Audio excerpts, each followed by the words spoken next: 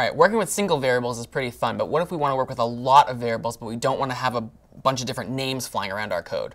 In this case, arrays are going to come in really handy. Arrays are a really fundamental data structure for any programming language that you will use, and they're really, really useful, particularly as we'll see in CS50.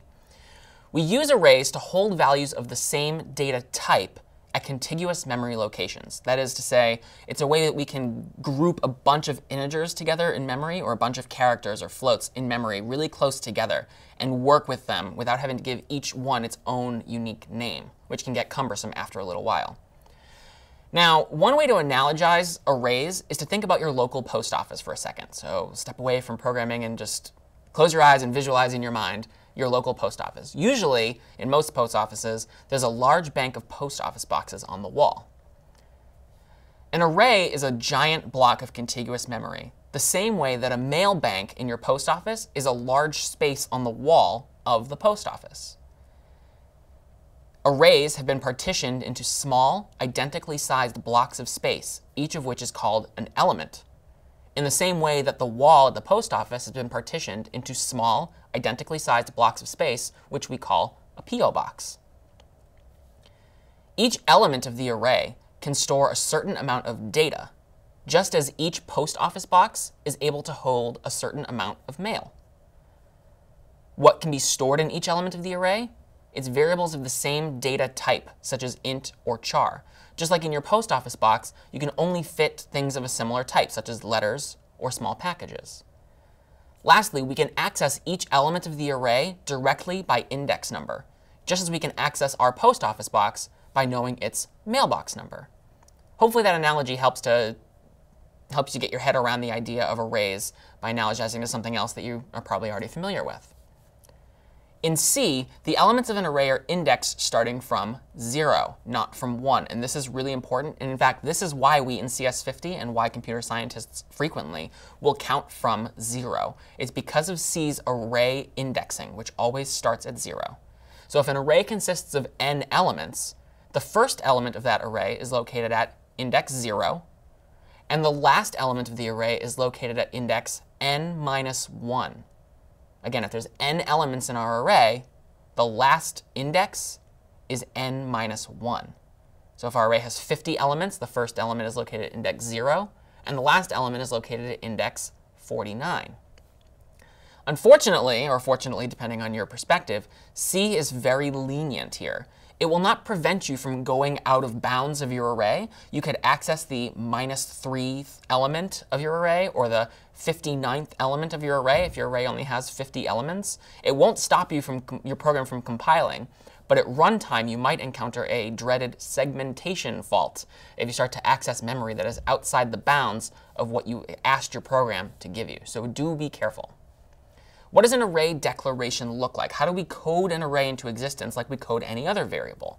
There are 3 parts to an array declaration: a type, a name, and a size. This is very similar to a variable declaration, which is just a type and a name, the size element being the special case for an array because we are getting a bunch of them at the same time. So the type is what kind of variable you want each element of the array to be. Do you want it to be an array of integers? Then your data type should be int. Do you want it to be an array of doubles or floats? Data type should be double or float.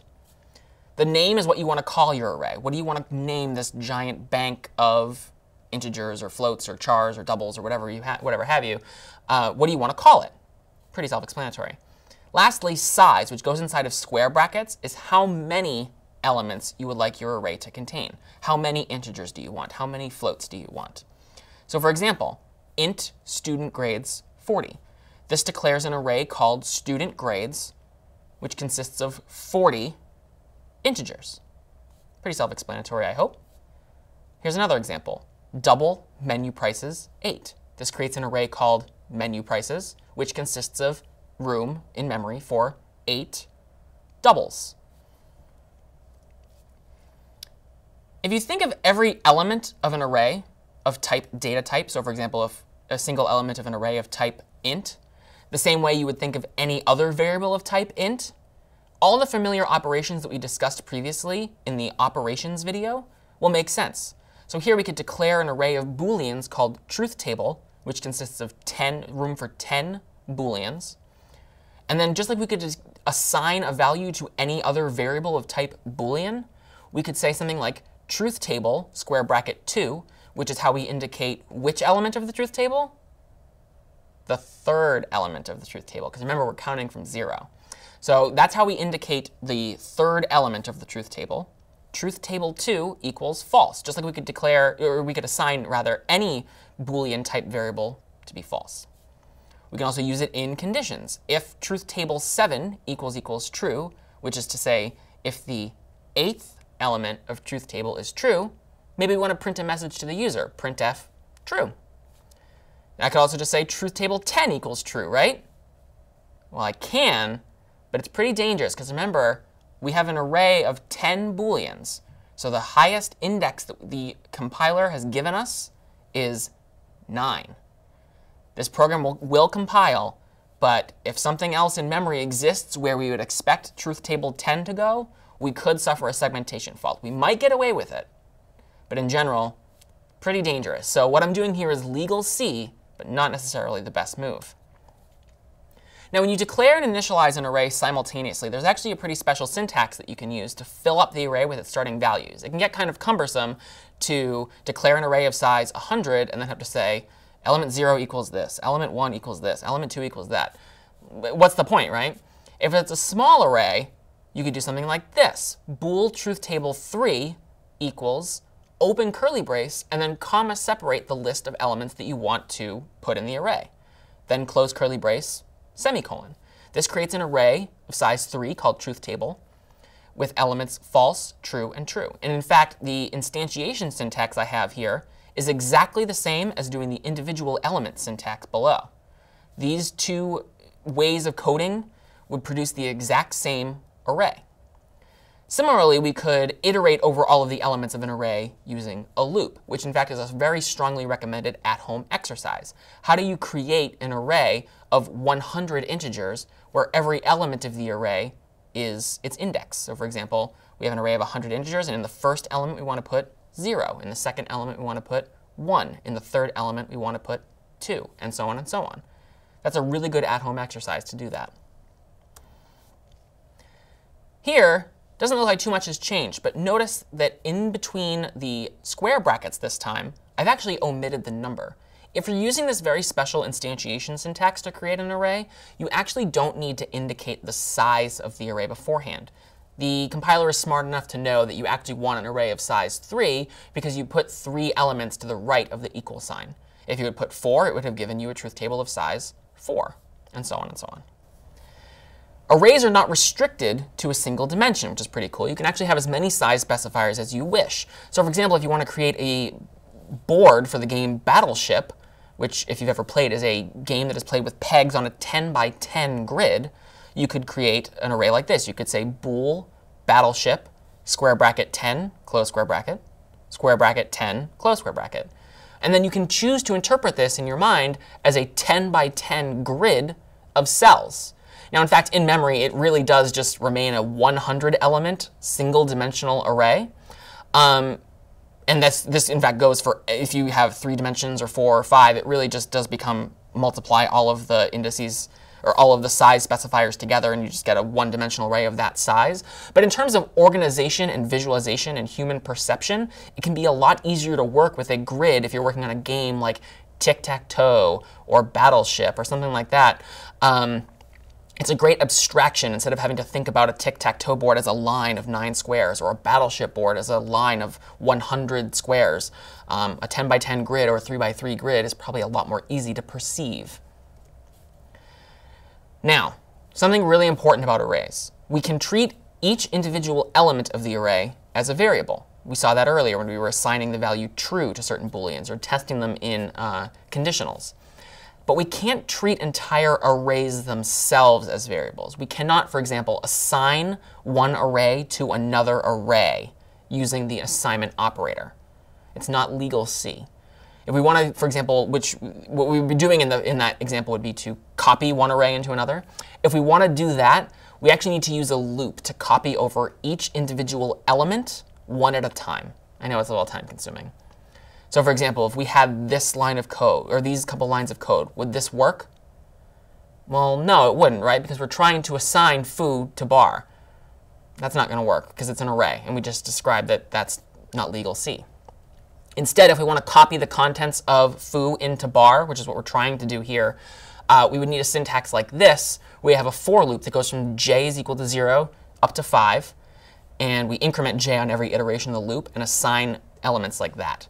This would result in bar also being 1, 2, 3, 4, 5, but we have to do it this very slow element by element way instead of by just copying the entire array. In other programming languages, more modern ones, you can, in fact, do just that simple equals syntax. But C, unfortunately, we're not allowed to do that.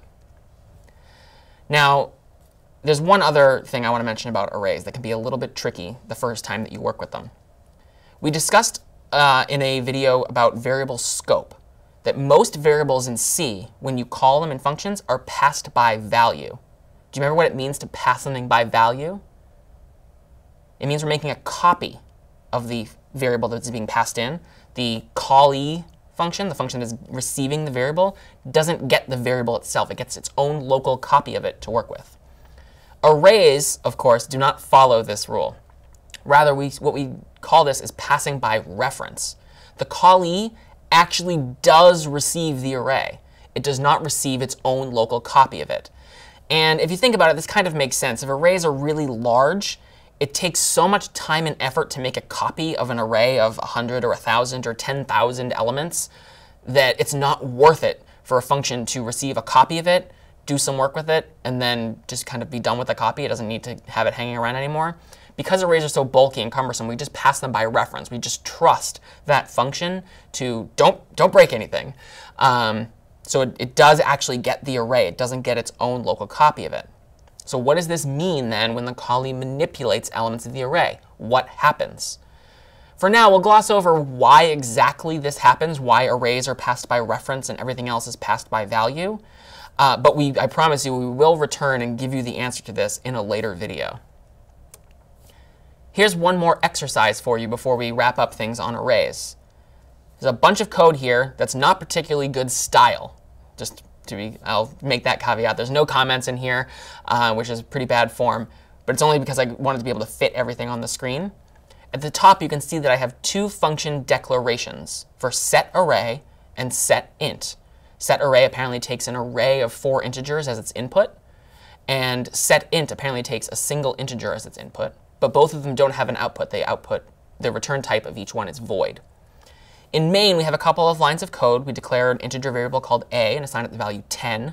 We declare an array of 4 integers called b and assign the elements 0, 1, 2, and 3 respectively. Then we have a call to setInt and a call to setArray.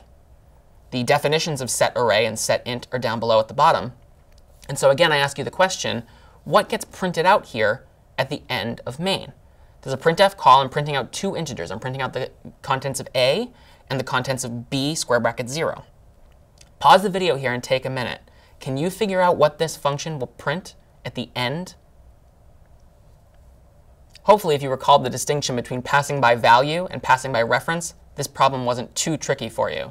And the answer you would have found is this. If you're not really sure as to why that's the case, take a second, go back, review what I was just discussing about passing arrays by reference versus passing other variables by value, and hopefully it'll make a little bit more sense. I'm Doug Lloyd, and this is CS50.